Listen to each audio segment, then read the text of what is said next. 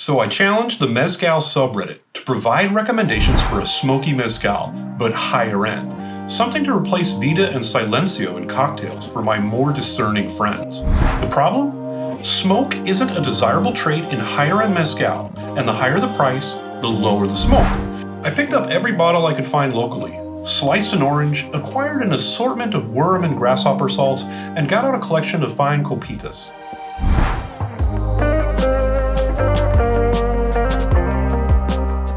First on the list is Mal Bien. Here's the thing, these aren't mezcal, but agave spirit, and I'm not sure what makes the exact difference, whether it was about paying the fee, or if some other part of the process wasn't followed under regulations, but these are exactly wrong for what I wanted, and had I known, or read the label better, I probably wouldn't have picked them up. There is almost no smoke whatsoever, and I believe this group does above ground roasting, which may explain that. Even though it was distilled twice in a copper pot, there was very little of that coming through either. In any case, uncertified mezcal usually misses on a few of the flavor profiles I'm looking for, so I don't often buy it. I'm going to lump the Bozal Cenizo in this category too, which is also quite nice. The agave is prominent right up front. I was surprised that this is artisanal and not ancestral because I really couldn't taste the still or the smoke. So this recommendation doesn't quite fit the bill either.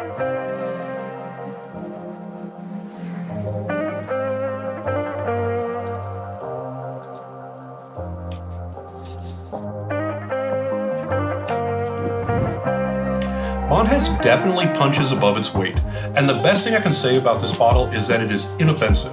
It has that creamy agave flavor usually found in the $40 to $60 bottles, though the espit inside is a little boring. Definitely not smoky at all.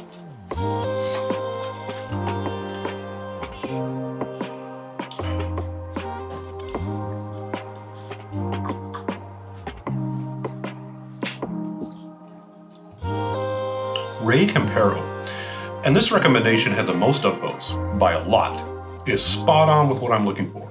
Great flavor, tough, manly flavor, not much sweetness or fruit, leathery and smoky. This will make some great cocktails.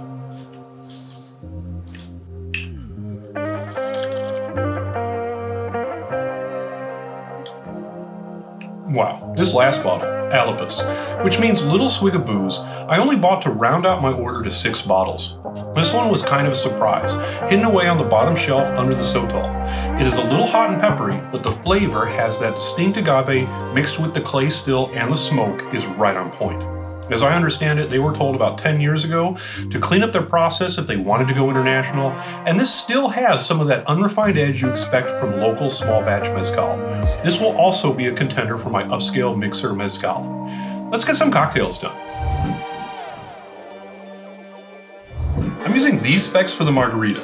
Not really traditional, but I want to accentuate the mezcal, really bring it to the front. And along with the Silencio, I'm including the Del Maguey Chichicapa, which was also recommended. This was the only recommendation I already owned, and I didn't think it was that smoky. I've got Arancia Radical for the orange liqueur, which is just a potent blend of lemon, lime, bergamot, sweet orange, bitter orange, and Shikuli mandarin.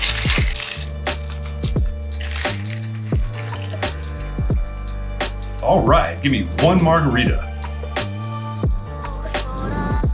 Oh no, give me 4 margaritas? This is gonna be an interesting night. Wait, where do I gotta put it?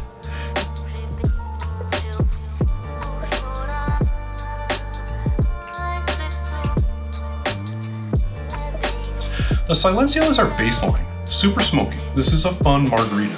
Although there's a reason I usually split the Silencio 50-50 with tequila. It can be a bit overwhelming.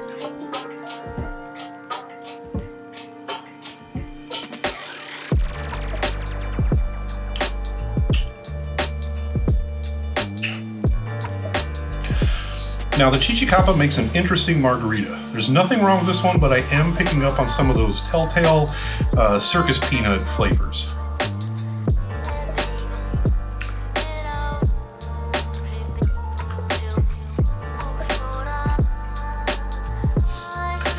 That Rey Campero is just about right. A decent amount of smoke coming through. The flavor of the agave is really nice. This is a decent margarita.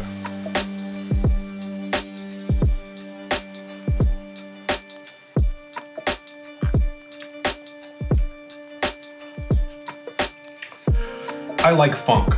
I like rum funk, I like mezcal funk, I like this margarita. It's got funk. What about a Paloma?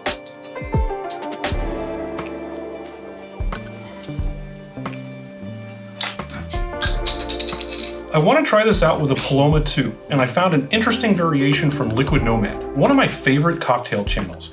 His videos are silky smooth. I've linked them below, so once you're finished here, check his channel out. I'm keeping the spirit of his recipe, but I am making a few minor adjustments. First of all, I'll give you the full recipe, but I may only make half. Margarita night nearly killed me. Now I know why that chick Angel is so freaky. So Del, I wasn't criticizing your use of falernum. It's just that velvet falernum isn't my favorite, so I'm trading that in for my own pink lemon falernum, which I think will provide a brighter profile. I'll include that recipe in a different video. So this cocktail is, what's the right word, thinner than a margarita, so the silencio is quite potent here. Maybe as the night goes on, but not as my first drink of the night.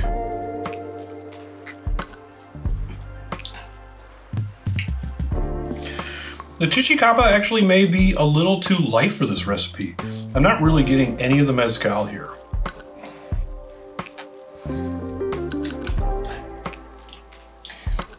That's nice. The smoke is coming through, the mezcal is really potent in this one.